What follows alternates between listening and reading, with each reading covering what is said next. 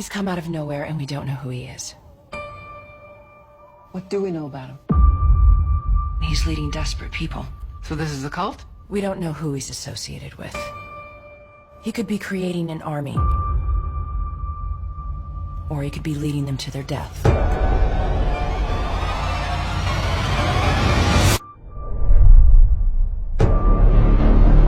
What are you doing in Syria? Delivering a message. A message from whom? My father. And who is your father? We've lost it. What do you mean? He just disappears. No one just disappears. We all witnessed a miracle. He saved my daughter's life. You need to see this. Bury it for as long as you can. He didn't just click his heels and end up here. He clearly had help. You get around Syria, Israel, Texas. It's the nature of my work. And what is that work? God's work. Who do you think he is? You didn't see what I saw. And if I did, would I be calling him the second coming? How far will this new movement spread?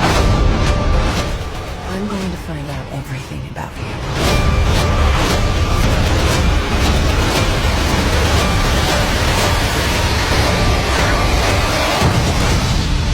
This is bigger than what you can imagine.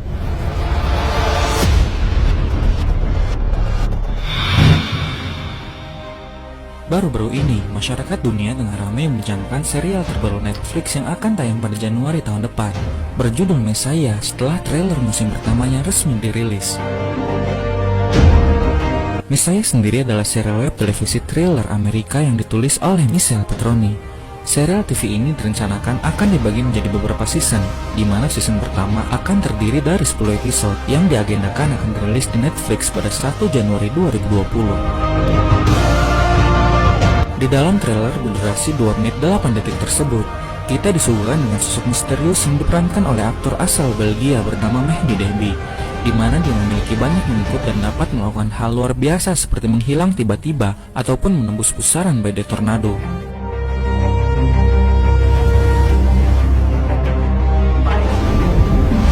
Meskipun demikian, trailer tersebut tidak menjelaskan secara rinci siapa sebenarnya sosok misterius ini. Apakah mengarah kepada si Messiah atau menjuru kepada Dajjal sang Mesias palsu seperti dugaan banyak pengguna media sosial. Di dalam cuplikan trailer tersebut, memperlihatkan sebuah tembok dengan tulisan False God atau Tuhan palsu yang tengah tersulut api. Scan ini membuat sejumlah pengguna media sosial menghubungkan sosok misterius itu dengan Dajjal, karena False God adalah arti lain daripada Al-Masih Ad-Dajjal, yang jika diterjemahkan memiliki arti Mesias palsu, pembohong, dan penipu. Apakah propaganda yang sedang mereka persiapkan? Banyak spekulasi yang terbentuk dalam benak masyarakat saat ini. Beberapa menyebutkan bahwa film ini sengaja dibuat sebagai prakondisi sebelum kemunculan Nabi Isa dan Dajjal sang Al-Masih palsu. Sebagian yang lain menyebutkan bahwa film ini dibuat untuk menyesatkan akidah umat agar terjadi kesalahpahaman siapa Mesias asli dan Mesias palsu. Beberapa yang lain bahkan ada yang menyebutkan bahwa film ini bertujuan agar terjadi pengaburan makna terhadap hadis Rasulullah tentang Imam Mahdi. Pemirsa yang budiman, lalu seperti apa kisah yang valid tentang ketiga tokoh akhir zaman tadi sesuai dengan apa yang telah sudah kita sabdakan? Hal ini penting untuk kita ketahui mengingat akan lebih banyak lagi fitnah yang masuk ke otak kita ke depannya. Turun Nabi Isa nanti juga di Syam, di Damaskus. Nabi Isa turun di masjid yang ada menara putihnya. Turunnya Nabi Isa.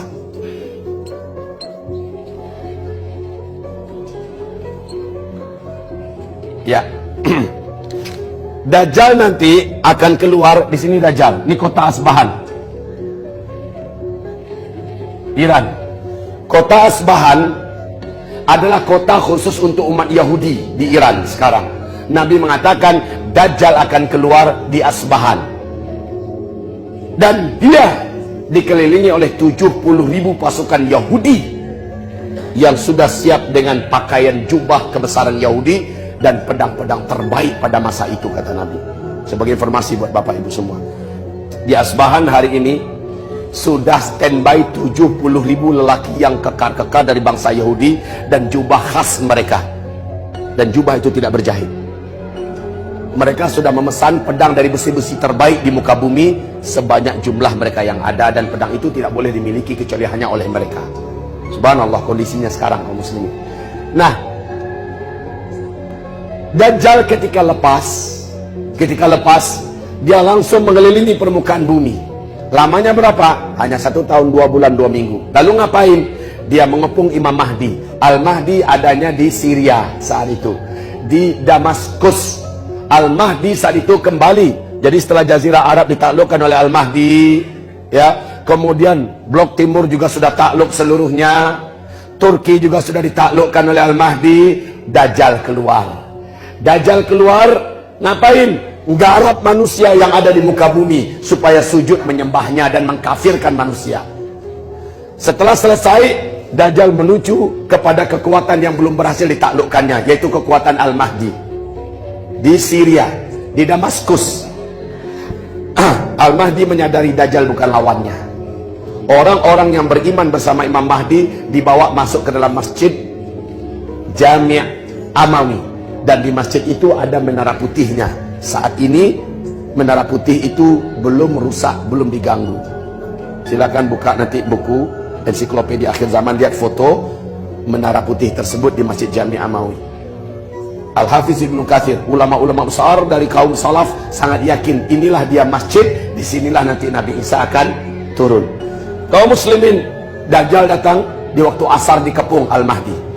Orang-orang beriman terkepung di dalam. Pintu gerbang masjid ditutup rapat-rapat. Mereka di dalam pasrah kepada Allah Subhanahu wa taala. Dajjal dengan bala tentaranya yang sangat banyak mengepung di luar.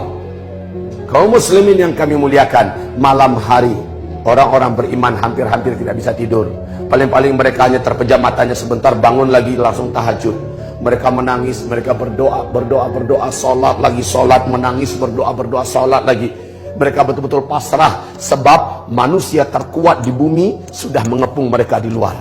Dajjal, manusia yang seluruh jin dan setan satu bumi tunduk kepadanya, manusia yang seluruh dukun, seluruh ahli sihir tunduk kepadanya, sudah ada di luar dengan bala tentaranya yang sangat garang, para Yahudi yang tidak ada hati dan perasaan.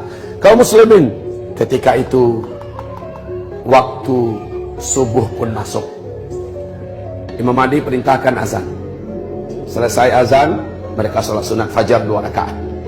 Setelah itu Imam Mahdi perintahkan qomat. Dia pun maju, Imam Mahdi maju untuk mengimami sholat subuh. Waktu akan qomat, waktu qomat selesai, serentak seluruh mata orang-orang beriman tertegun melihat ke arah langit. Ada cahaya yang sedang meluncur menuju bumi. Ternyata 2 orang malaikat yang mengapit Nabi Isa alaihis salam.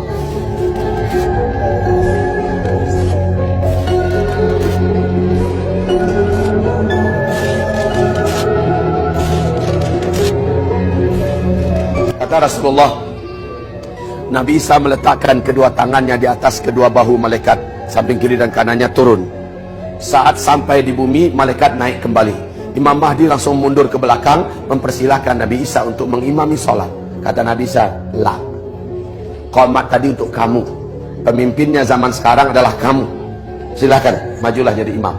Maka Imam Mahdi kembali maju dan memimpin imam untuk kaum muslimin, termasuk Nabi Isa di belakang. Dajjal nggak nyadar di luar sana bahwa satu-satunya kekuatan yang disimpan oleh Allah yang bisa membunuh dia sudah Allah turunkan. Kemudian apa yang terjadi? Di negeri Syam, Dajjal akan terbunuh di pintu Lut, Palestina. Jadi setelah Dajjal keluar, setelah Dajjal mengepung, Nabi Isa sudah turun, sudah sholat bersama orang beriman. Orang beriman sudah berbunga-bunga hatinya. Ya, ini pertanda Dajjal pasti akan mampus. Sudah kaum muslimin, ringan perasaan orang beriman. Pertolongan Allah dari langit sudah turun. Allah ketika itu memberikan kepada Nabi Isa kekuatan yang mengalahkan kekuatan Dajjal. Bapak akan bayangkan seperti apa sesungguhnya kekuatan Nabi Isa ini. Kata Rasulullah SAW, saat selesai matahari terbit, orang sudah selesai zikir, Nabi Isa pun berdiri menuju ke arah gerbang. Dajjal di luar mendekati gerbang mau membukanya dengan kemampuannya. Nabi Isa juga mendekat. Jadi saling mendekat ini. Nggak nyadar Dajjal bahwa satu-satunya yang paling dia takuti juga sudah mendekati pintu. Saat Dajjal mendekat, Nabi Isa mendekat, Nabi Isa buka. Nabi Isa buka nih pintu. Dajjal melihat dari dekat sudah muncul manusia yang ditakdirkan oleh Allah akan membinasakannya. Menjerit dia di tempat. Kata Rasulullah, melelehlah tubuh Dajjal seperti garam yang meleleh di dalam air. Demi Allah, kata Nabi, kalau Dajjal tidak lari, bertahan di tempat, dia akan menjadi cairan yang menggenang di lantai.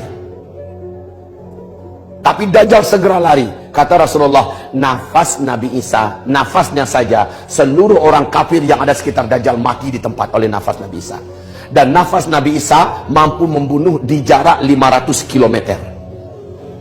Bapak mampu bayangkan kekuatan apa yang Allah berikan kepada Nabi Isa ketika itu. Dajjal saja begitu hebatnya, tentulah antinya dari langit jauh lebih hebat. Lari Dajjal ke timur, Nabi Isa sudah nunggu di timur. Lari Dajjal ke barat, Nabi Isa sudah nunggu di barat. Dan Nabi Isa tahu bahwa kematian Dajjal adalah di pintu Lut. Maka Isa nunggu di pintu Lut. Dajjal nyampe ke sana, langsung ditikam dengan tombak yang dibawa oleh Nabi Isa. Tembus, Dajjal pun mati. Ini agenda kelima yang terjadi di Syam.